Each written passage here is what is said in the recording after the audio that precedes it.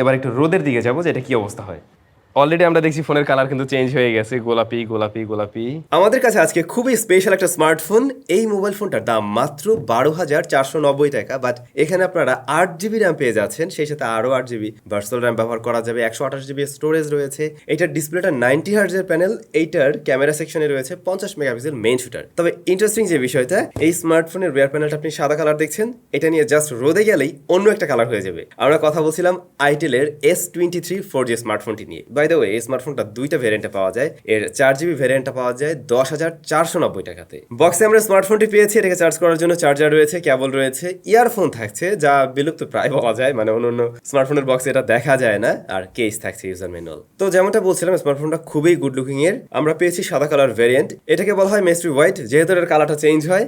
আর black colour variant আছে, ওটার নাম হলো স্টাডি ব্ল্যাক। স্মার্টফোনটা বেশ স্লিম, 8.4 মিলিমিটার হলো এর থিকনেস। এটাতে প্রয়োজনীয় পোর্টস অ্যান্ড বাটন সবকিছুই থাকছে, মানে এত পাতলা ফোনেও আমরা 3.5 মিলিমিটার হেডফোন জ্যাক পেয়ে যাবো। টাইপ সি পোর্ট রয়েছে, প্রাইমারি মাইক্রোফোন, স্পিকার গ্রিল। তবে এটাতে কিন্তু সেকেন্ডারি নয়েজ ক্যান্সেলেশন মাইক নেই। আর হ্যাঁ, এটা কিন্তু ডেডিকেটেড সিম কার্ড স্লট, দুটা সিম একটা memory card at a time ব্যবহার করা যাবে। অনেকেই হয়তো প্রশ্ন করে বসবেন, এর রিয়ার প্যানেলটা আসলে গ্লাস কিনা, দেখতে তো গ্লাসের মতোই লাগছে, একদম ফ্ল্যাট। নো, এটা আসলে প্লাস্টিক দিয়ে তৈরি, বাট একদম গ্লাস বা গ্লাস্টিক ওরকম একটা ফিল দেয়। শুরুতেই তাহলে কথা বলা যাক একদম পারফরমেন্স সেকশন নিয়েই। স্মার্টফোনটিতে প্রসেসর হিসেবে রয়েছে ইউনি এসওসি T606। এটা দুটো ভ্যারিয়েন্টে পাওয়া যায়, 8 এবং 4 জিবি মানে র্যাম। তবে 8 জিবির সাথে আপনি আরও 8 জিবি ভার্চুয়াল র্যাম ব্যবহার করতে পারবেন, 4 জিবির সাথে আরও 4 জিবি ভার্চুয়াল র্যাম ব্যবহার করা যাবে। আমাদের হাতের ভ্যারিয়েন্ট হলো 8 জিবি ভ্যারিয়েন্ট, স্টোরেজ হলো 128 জিবি দুই ভ্যারিয়েন্টের সাথে। হ্যাঁ, আর যেহেতু মেমোরি কার্ড ব্যবহার করা যায়, সো আপনি চাইলে স্টোরেজ কিন্তু বাড়িয়ে নিতে পারছেন। এটা রান করছে Itel OS 8.6 based on Android 12। Out of the box Android 13 দিয়ে আসলে তো একদম লেটেস্ট কিছু থাকতো। আর আমি এটাও জানি না এই স্মার্টফোনে আমরা Android 13 এর আপডেট আসলে পাবো কিনা। তো এই যে ইউনি এসওসি T606 বহুল পরিচিত একটি প্রসেসর আমাদের কাছে। আমরা 12,000-13,000 টাকা বাজেট রেঞ্জে অনেক স্মার্টফোনে অলরেডি ব্যবহার করছি, এবং এই প্রসেসরটা কি এরকম বাজেটের জন্য মোটামুটি ব্যালেন্স একটা প্রসেসরই বলা যেতে পারে। যেহেতু মিডিয়াটেক বা স্ন্যাপড্রাগনের অন্য কোনো প্রসেসর আপনি এরকম প্রাইস পয়েন্টে খুব বেশি ভালো কিছু পাবেন না, সেই জায়গায় এই এসওসিটা আর কি বলা যায় একটু রাজত্ব করছে। তো এইটা দিয়ে রেগুলার কাজবাজ খুব ভালোভাবে হ্যান্ডেল করা যায়। যেহেতু আমাদের ডিভাইসটাতে আমরা দেখছি 8 জিবি র্যাম, তো আমরা অ্যাট এ টাইম কিন্তু বেশ কয়েকটা অ্যাপ্লিকেশন নিয়ে কাজ করতে পারছিলাম খুব সহজেই। মানে আস্তে আস্তে কত লো বাজেটের মধ্যে আমরা মানে হাইয়েস্ট র্যাম ভ্যারিয়েন্টগুলো পেয়ে যাচ্ছি। এনিওয়ে, মাঝে মধ্যে তো একটু মাইক্রো স্টার্টার পাওয়া যায় এই ধরনের বাজেট স্মার্টফোনগুলোতে, সেটা এই স্মার্টফোনে আমরা খেয়াল করছিলাম। এর ইউআই আমরা দেখলাম যে কিছু ব্লোটার আছে, যারা অনেকগুলোই আপনি আবার আনস্টল করে ফেলতে পারবেন, যদি প্রয়োজন না হয় সেগুলো আপনি ফেলে দেবেন নিশ্চয়ই। ব্যাকগ্রাউন্ডে আমি বেশ লং টাইমের জন্য বিভিন্ন অ্যাপ্লিকেশন রেখে দেখছিলাম আসলে সেটা ওপেন করতে পারে কিনা। না, দেখলাম যে ম্যাক্সিমাম অ্যাপ্লিকেশনগুলো সে ওপেন করতে পারছিল, মানে র্যাম ম্যানেজমেন্টটা ঠিকঠাক আছে বলা যেতে পারে। এই স্মার্টফোন দিয়ে টুকটাক একটু গেমিং করার আমরা ট্রাই করছিলাম, যদিও এটা মোটেই কোনো গেম খেলার জন্য আদর্শ প্যাকেজ হবে না, এটা আপনারাও খুব ভালো করে জানেন। তারপরেও বেসিক গেমিং করা যেতে পারে, আর মাঝে মধ্যে সময় কাটানোর জন্য আপনি হয়তো একটু ফ্রি ফায়ারও এটা দিয়ে অবশ্যই খেলতে পারবেন। ইভেন আমরা পাবজিও খেলে দেখছিলাম, সেগুলো প্লেয়াবল রেজাল্ট দিচ্ছিল। তবে ফোনটা হালকা হিট জেনারেট করে এই পোর্শনটাতে, যা অবশ্যই এই স্মার্টফোনের পারফরমেন্সকে ড্রপ করতে পারে না, হয়তো হাতে একটা ফিল দেবে। শুরুতে আমরা বলছিলাম কি এই স্মার্টফোনের কালারটা চেঞ্জ হয়, বিশেষ করে না সাদা কালার ভ্যারিয়েন্টটা শুধুমাত্র কালার চেঞ্জ করতে পারে। তো আমরা ছাদে চলে আসি এবং অলরেডি দেখতেছি এটার কালার সাদা ছিল, গোলাপি কালার ধারণ করতেছে। বাট আমরা একটু অন্যভাবে পরীক্ষা করে দেখতে চাই আসলেই এই জিনিসটা কতটুকু কাজের বা বোঝা যায় কিনা যে কালার চেঞ্জ হচ্ছে। আমরা এখন একটা ছায়াস্থানে দাঁড়িয়ে আছি, আর এই ফোনের উপর একটা পাতা দিয়ে দিলাম। এবার একটু রোদের দিকে যাবো যে এটা কি অবস্থা হয়। অলরেডি আমরা দেখছি ফোনের কালার কিন্তু চেঞ্জ হয়ে গেছে, গোলাপি গোলাপি গোলাপি গোলাপি। আর একটু সময় থাকি। এখন যদি পাতাটা সরিয়ে নেই তাহলে ব্যাপারটা নিশ্চয়ই আপনারা বুঝতে পারবেন। পাতা যে অংশটাতে ছিল ওই অংশটা কিন্তু সাদা হয়েই আছে, আর বাকি জায়গাটা গোলাপি। তার মানে কি এটা ঠিকঠাকভাবে কাজ করছে। আবার যদি রোদে চলে যাই তাহলে কিন্তু ওই অংশটাও আস্তে আস্তে করে গোলাপি হয়ে যাবে, কারণ এখন রোদ পড়ছে। এটা কিন্তু টোটালি গোলাপি হয়ে গেল। সো এক ফোনে দুই colour. Display size 6.6 inch HD plus রেজলিউশনের আইপিএস এলসিডি প্যানেল। তবে আইটেল পুষে নেওয়া ট্রাই করছে 90 হার্জ হাই রিফ্রেশ রেট দিয়ে, মানে স্মার্টফোনে আপনারা 90 হার্জ হাই রিফ্রেশ রেট পাচ্ছেন। এটার পিপিআই ডেন্সিটি হলো 269। এর ব্রাইটনেস আসলে কত নিটস সে ব্যাপারটা আমরা জানতে পারিনি, তথ্য পাওয়া যায়নি। কিন্তু ইনডোরে ঠিকঠাকভাবে ব্যবহার করা যায়, এই ধরনের আর্টিফিশিয়াল লাইটিং কন্ডিশনে ব্যবহার করা যায়। বাট আউটডোরে গেলে একদম ডিরেক্ট সানলাইটে দেখছিলাম এটা মোটামুটি ভালোই স্ট্রাগল করে, তখন দেখতে কিছুটা প্রবলেম হয়। আবার শ্যাডো এতে দেখা যায়। টাচ রেসপন্স ভালো আছে, ডিসপ্লে চিন বেজেল অ্যাভারেজ, একদম এই বাজেটের অ্যাভারেজ বলবো।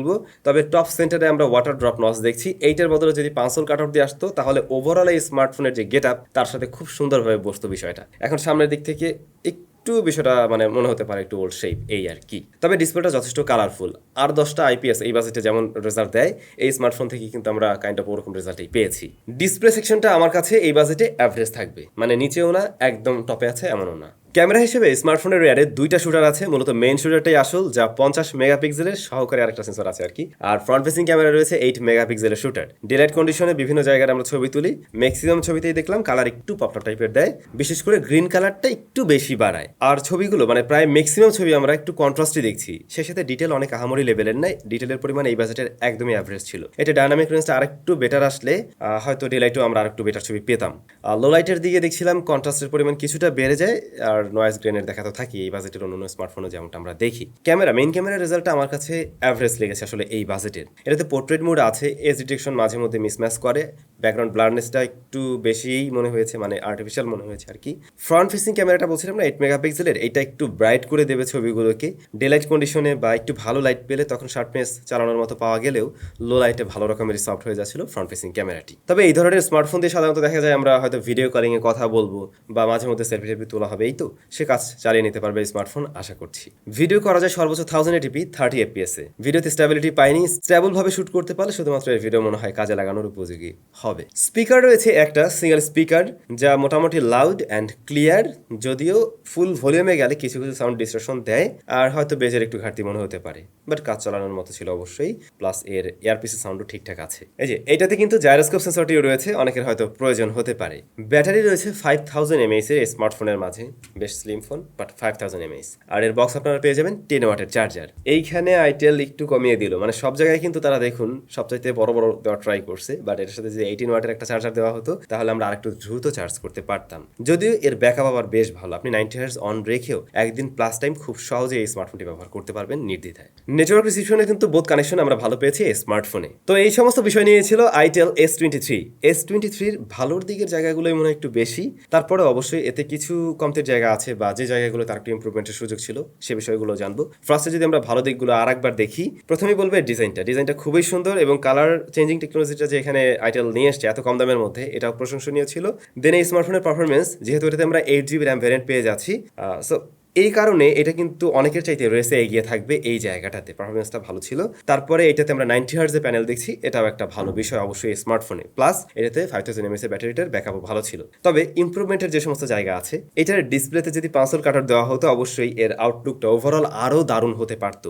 অনেকে বলতে পারেন ভাই ফুল এইচডি প্লাস দিলে তো আরও ভালো হতো। হ্যাঁ, ফুল এইচডি প্লাস দিলে হয়তো এই স্মার্টফোনে আমাদের যে কোনো কন্টেন্ট দেখতে আরও বেশি ভালো লাগতো, বাট ওভারঅল পারফরমেন্স তখন আবার ড্রপ করতো। দেন এই স্মার্টফোনে আরেকটা ইমপ্রুভমেন্টের সুযোগ ছিল ক্যামেরাতে আমার যা মনে হয়।